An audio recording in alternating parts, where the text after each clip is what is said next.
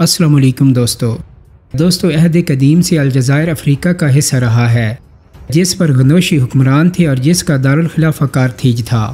یہ 9ویں صدی قبل مسیح کا زمانہ تھا۔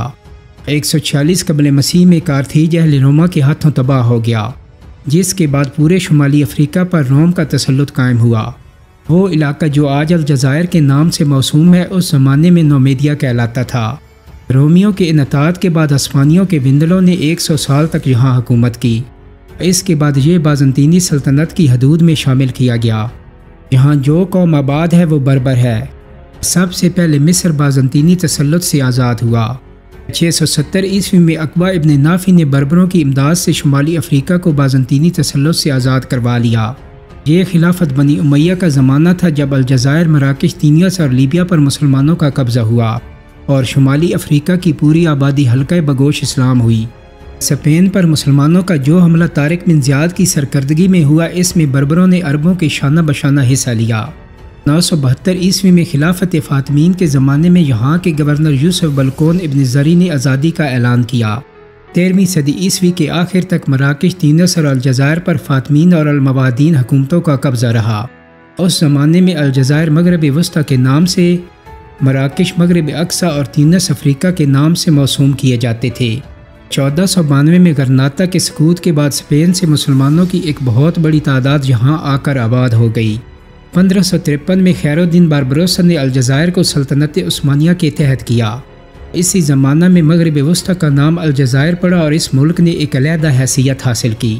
17ویں صدی کے بعد ترک گورنر زیادہ سے زیادہ خود مختار ہوتے گئے اور مرکز کی گرفت ڈھیلی پڑتی گئی۔ 19ویں صدی کے اوائل تک الجزائر کو اپنے محل وقوع اور مرکزیت کی وجہ سے بین الاقوامی اہمیت حاصل ہو گئی۔ فرانس، برطانیہ اور امریکہ سے اس کے تجارتی اور معاہداتی تعلقات تھے، لیکن 1830 عیسوی میں فرانس نے بلا وجہ ایک معمولی بہانہ بنا کر الجزائر پر 30,000 فوج کے ساتھ حملہ کر دیا، جو 600 سمندری جہازوں میں اس کے ساحل پر اتار دی گئی۔ الجزائر کے ترک گورنر نے ہتھیار ڈال دیے، لیکن مرابطین قبیلہ کے ایک 22 سالہ نوجوان عبد القادر نے، جس کو مقامی آبادی نے اپنا امیر منتخب کر لیا تھا، علم جہاد بلند کیا اور جولائی 1835 میں انہیں گرفتار کر کے ملک بدر کر دیا گیا۔ 1883 عیسوی میں ان کا استنبول میں انتقال ہوا۔ الجزائر کی شکست کے باوجود بھی فرانسیسیوں کے خلاف ملک میں مختلف تحریکیں اٹھتی رہیں، لیکن ہمہ گیر بغاوت کی شکل اختیار نہ کر سکیں۔ فرانسیسیوں نے اپنے ظلم اور بربریت سے آزادی کی ہر جدوجہد کو کچل دیا۔ دوستو، الجزائر ایک زرعی ملک ہے اور اس کا رقبہ 8,47,500 مربع میل ہے۔ آبادی 1,10,00,000 ہے، جس میں سے 8.5 لاکھ فرانسیسی، اطالوی اور اسپین کے لوگوں پر مشتمل ہے۔ بحیرہ روم کے کنارے واقع ہونے کی وجہ سے اس کی آب و ہوا یورپ کے جنوبی ممالک کے جیسی ہے۔ ملک کے زرخیز ترین علاقے فرانسیسیوں کے قبضے میں تھے، جہاں جدید ترین سائنسی طریقوں اور آلات سے کاشت کی جاتی تھی۔ جان گنتھر کے الفاظ میں صرف 80 فرانسیسی زمینداروں کے قبضے میں 5 لاکھ ایکڑ سے زائد اراضی تھی، اور ملک میں 24 لاکھ ایکڑ اراضی 14 زمینداروں کی ملکیت میں تھی۔ ملک کی پوری زرعی معیشت پر فرانسیسیوں کا قبضہ تھا۔ صنعت و حرفت، تجارت، بینکاری، جہاز رانی، معدنیات، ہر چیز فرانسیسیوں کے ہاتھ میں تھی۔ فرانسیسی اقلیت کولن کے نام سے مشہور تھی۔ الجزائر کی تقریباً 1 کروڑ آبادی دیہاتوں یا چھوٹے چھوٹے قصبوں میں رہتی تھی، جو افلاس، غربت اور جہالت کا بری طرح شکار تھی۔ ایک سامراجی حکومت اپنے مفادات کی حفاظت کے لیے جو بھی جتن کرتی ہے، فرانس نے وہ ساری تدابیر یہاں اختیار کی تھیں۔ الجزائری بنیادی اور شہری حقوق سے محروم تھے۔ ان کی زبان، ان کے رسم و رواج، ان کی تہذیب و ثقافت اور مذہب پر فرانسیسی حکومت نے اتنی پابندیاں عائد کر رکھی تھیں کہ لوگ ثقافتی عادات و اطوار و اثرات سے بیگانہ ہونے لگے تھے۔ مغربی تہذیب و تمدن، خصوصاً عیش پرستی، شراب نوشی اور جنسی آوارگی کو حکومت کی سرپرستی میں فروغ حاصل ہو رہا تھا۔ فرانسیسی حکومت اور فرانسیسی آبادکاروں نے الجزائر میں اتنے ترقیاتی کام کیے کہ الجزائر کے بعض شہر اپنی وسیع سڑکوں، خوبصورت پارکوں اور جدید آسائشوں کے لحاظ سے یورپ کے بڑے سے بڑے شہروں سے ٹکر کھاتے تھے اور سیر و تفریح کے بڑے مراکز بن گئے تھے۔ ہزاروں ایکڑ اراضی کو قابل کاشت اراضی میں تبدیل کر دیا گیا تھا۔ سڑکوں اور ریلوں کا ملک کے طول و عرض میں جال بچھا دیا گیا۔ دوستو، جنگ آزادی کی تفصیل بتانے سے قبل یہ چیز قابل ذکر ہے کہ الجزائر ایک پہاڑی ملک ہے۔ کوئی اٹلس کے 2 سلسلے ایک دوسرے سے متوازی اس ملک کے ایک سے دوسرے سرے تک پھیلے ہوئے ہیں۔ ان پہاڑوں کے نشیب و فراز، اس کی وادیاں اور دشوار گزار راستے مجاہدین آزادی کے محفوظ اڈے بن گئے تھے۔ الجزائر کے مغرب میں مراکش اور مشرق میں تیونس اور لیبیا واقع ہے۔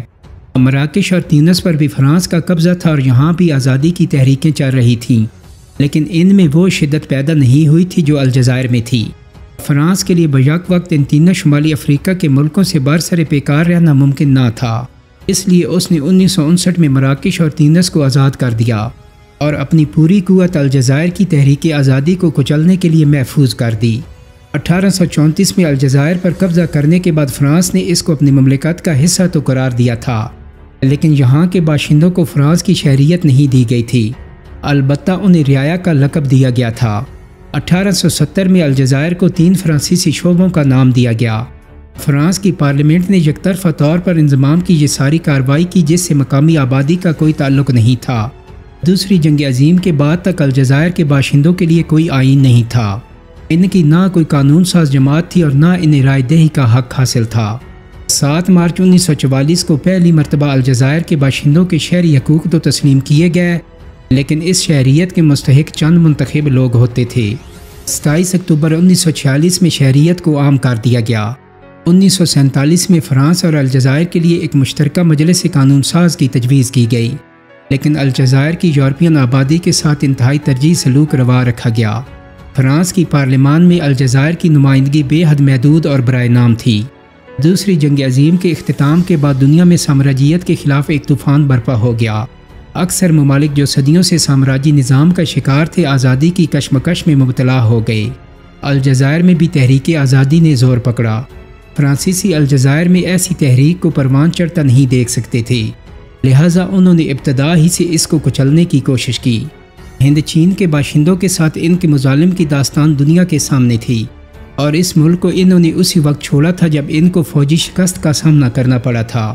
اس لیے مسلح جدوجہد کے سوا فرانس کو کسی طرح بھی گھٹنے ٹیکنے پر مجبور نہیں کیا جا سکتا تھا۔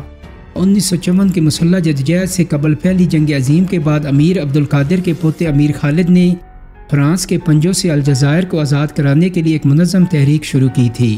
1945 میں ایک بڑے جلوس پر گولی چلا کر فرانس کی حکومت نے ظلم اور بربریت کی انتہا کر دی۔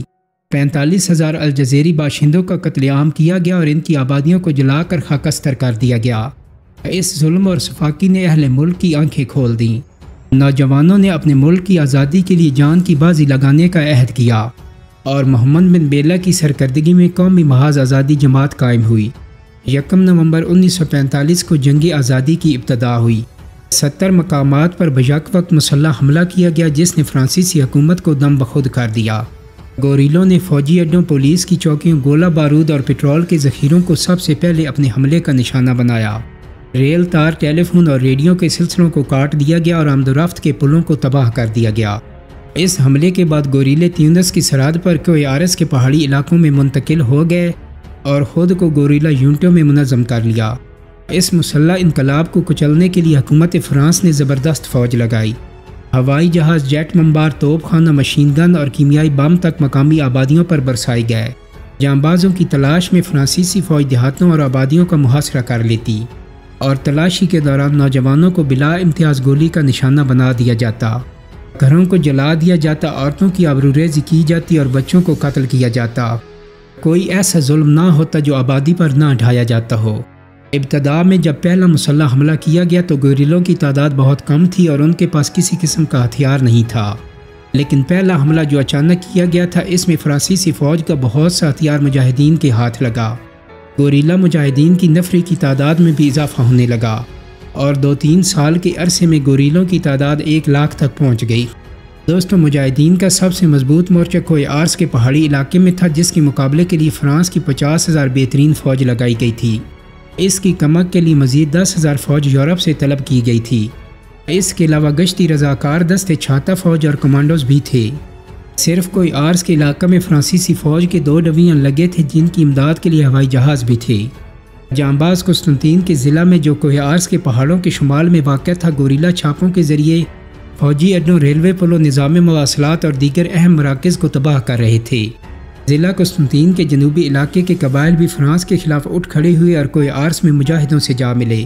دارالخلافہ الجیرس، اس کے نواحی علاقوں اور بڑے بڑے شہروں میں بھی مسلح انقلاب کے شعلے بھڑک اٹھے۔ دوستو، الجزائر کی آزادی کی بقیہ کہانی ہم آپ کو انشاءاللہ اگلی ویڈیو میں بتائیں گے۔ بہت جلد اگلی ویڈیو میں ملاقات ہوگی۔ اپنا بہت سارا خیال رکھیے گا۔ اللہ حافظ۔